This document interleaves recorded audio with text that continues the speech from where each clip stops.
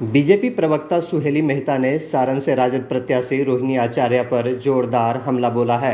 सुहेली मेहता ने कहा कि लालू प्रसाद यादव सारण की बेटी और अपनी बहू ऐश्वर्या के साथ न्याय नहीं कर पाए और उन्हें प्रताड़ित कर घर से बाहर निकाल दिया। इस बात को सारण की जनता भूली नहीं है। सुहेली मेहता ने लालू प्रसाद यादव को रोहिणी आचार्य द्वारा किडनी दिए जाने पर भी सवाल खड़ा कर दिया। उन्होंने कहा कि हो सकता है कि यह चुनाव में सिंपैथी पाने के लिए किया गया काम हो, जिसकी जांच की जानी चाहिए। सुहेली मेहता ने कहा कि सारण की जनता अपनी बेटी ऐश्वर्या राय के अपमान को कभी नहीं भूलेगी। आज हम सब आप सभी को आमंत्रित किए हैं कि सारण लोकसभा क्षेत्र के घोषित प्रत्याशी रोहिणी आचार्य जी को अपने क्रेज का घमंड हो गया है। उस क्रेज का घमंड कि एक सजा याफ्ता की बेटी हैं जो चारा घोटाले में कितने वर्षों तक वो जेल में रहे हैं और क्रेज ऐसा शो करती हैं जैसे कि किसी स्वतंत्रता सेनानी जो सीमा पर लड़कर और विजय प्राप्त करके आया हो। उनको इस बात का घमंड है और अपना क्रेज बहुत ज़्यादा बटोरने की कोशिश कर रही हैं कि वो एक ऐसे भाई की बहन है जो न नौकरी करते हैं न व्यापार करते हैं, फिर भी 350 करोड़ के मालिक हैं। वो इस चीज़ का क्रेज बटोरने की कोशिश कर रही हैं कि जिस सारण क्षेत्र में वो प्रत्याशी बनकर गई हैं, उन्हीं के परिवार ने सारण की बेटी को ही बहू बनाकर और पूरे घर ने मिलकर, पूरे परिवार के सदस्यों ने मिलकर शारीरिक और मानसिक प्रताड़ना कर जिसे घर से बाहर निकाल दिया। उसी सारण में लालू प्रसाद जी अपनी बेटी को स्थापित करना चाह रहे हैं। राजनीतिक रूप से इस क्रेज को बटोरने की कोशिश कर रही हैं। न जाने क्रेज को बटोरने के लिए कौन कौन सा हथकंडा अपना रही हैं। हमारे भारतीय संस्कृति में महिलाओं को लोग पूजनीय मानते हैं। बेटियों को लोग कहते हैं कि बेटा से ज़्यादा सेवा बेटियां करती हैं अपने माता पिता की, और सब करते हैं, भले ही पुरुष प्रधान देश हो।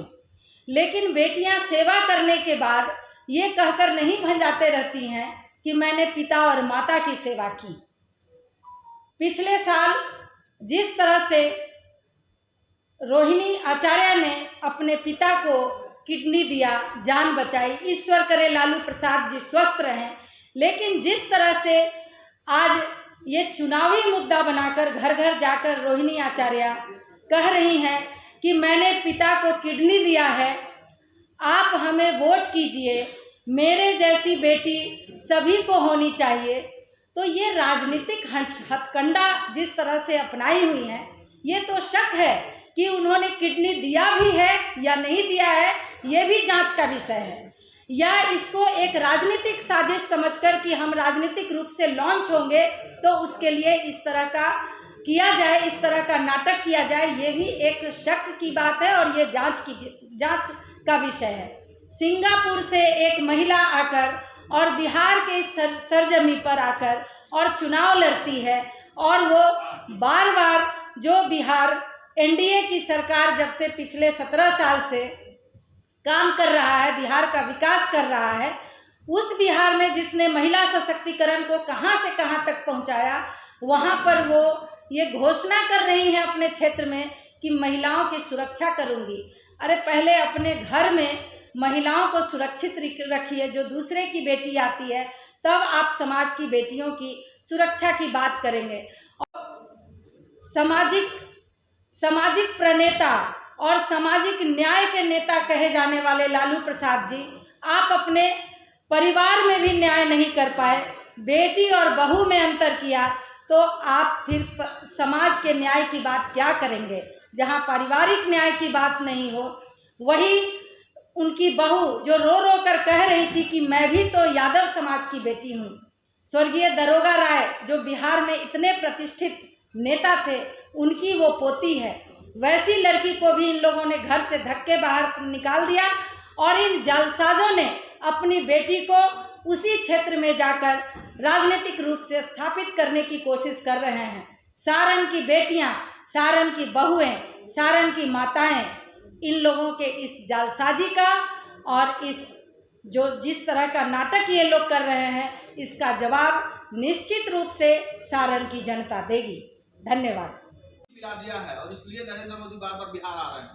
पी रहे हैं ना पानी। पिछले 2020 में पानी पिए थे, मुख्यमंत्री भी बन गए थे, उसके बाद क्या हालत हुई उनकी।